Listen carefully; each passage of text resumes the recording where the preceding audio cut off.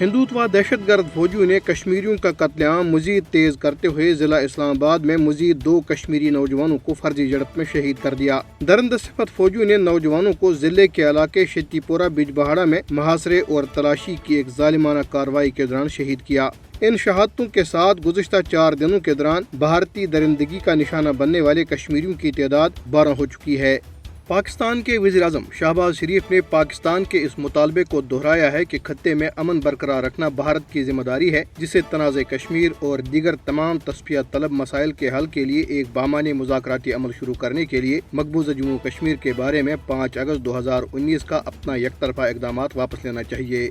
وزیر اعظم شہباز شریف نے قوم سے اپنے پہلے خطاب کے دوران کہا کہ وادی کشمیر میں عوام کا خون بہہ رہا ہے اور پاکستان اس معاملے کو ہر عالمی فورم پر اٹھانے کے ساتھ ساتھ کشمیریوں کی سیاسی، سفارتی اور اخلاقی حمایت کرتا رہے گا۔ اسلامی تعاون تنظیم نے کشمیری حریت رہنما محمد یاسین ملک کو جھوٹے مقدمات میں عمر قید کی سزا سنائے جانے پر گہری تشویش کا اظہار کیا ہے۔ OIC نے جدہ میں جاری ایک بیان میں کہا کہ تنظیم کا جنرل سیکریٹریٹ جموں کشمیر کے عوام کے ساتھ ان کے حق خود ارادیت سمیت تمام حقوق کی جدوجہد میں یکجہتی کا اعادہ کرتا ہے۔ بیان میں عالمی برادری پر زور دیا گیا کہ وہ اس بات کو یقینی بنائے کہ اپنے حقوق کے حصول کے لیے کشمیریوں کی جائز جدوجہد کو دہشت گردی کے ساتھ نہ جوڑے۔ بیان میں کہا گیا ہے کہ جنرل سیکریٹریٹ حکومت بھارت سے مطالبہ کرتا ہے کہ وہ غیر قانونی طور پر قید تمام کشمیری رہنماؤں کو رہا کرے، مقبوضہ جموں کشمیر میں کشمیریوں پر ہونے والے بہیمانہ اور منظم ظلم و ستم کو فوری طور پر روکے اور مقبوضہ علاقے کے لوگوں کا اس حق کا احترام کرے کہ وہ آزادانہ اور غیر جانبدارانہ رائے شماری کے ذریعے اپنے مستقبل کا تعین کریں، جیسا کہ اقوام متحدہ کی سلامتی کونسل کی متعلقہ قراردادوں میں درج ہے۔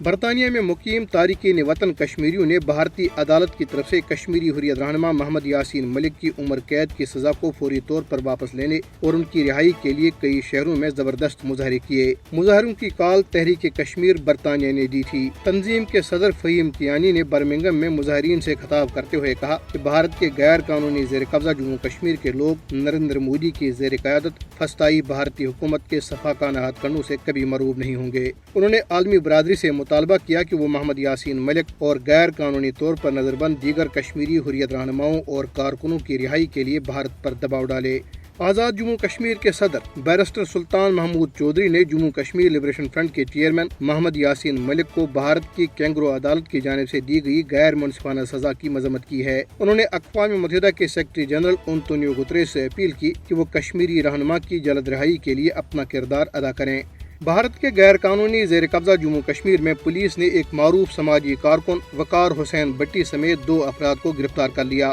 وقار حسین بٹی کو، جو جموں کشمیر سے متعلق بھارتی میڈیا کے مباحثوں میں بھی حصہ لیتے ہیں، پولیس نے شیو لنگ کے بارے میں ٹویٹ کے الزام میں گرفتار کیا۔ ادھر مقبوضہ کشمیر میں ضلع جموں کے علاقے RS پورہ رتانہ میں لوگوں نے شراب کی دکان کے خلاف احتجاجی مظاہرہ کیا۔ بڑی تعداد میں لوگ رتانہ موڑ پر جمع ہوئے اور احتجاج کیا۔ مظاہرین نے اس موقع پہ ذرائع ابلاغ کے نمائندوں کو بتایا کہ انتظامیہ نے بہتر تعلیم اور دیگر سہولیات فراہم کرنے کے بجائے علاقے میں شراب کی دکان کھولنے کی اجازت دی، جسے یہاں کی نسل تباہ ہوگی۔ انہوں نے کہا کہ ہم اپنے علاقے میں شراب کی دکان نہیں چلنے دیں گے اور اگر اسے فوری طور پر بند نہ کیا گیا تو اپنے احتجاج میں شدت لائیں گے۔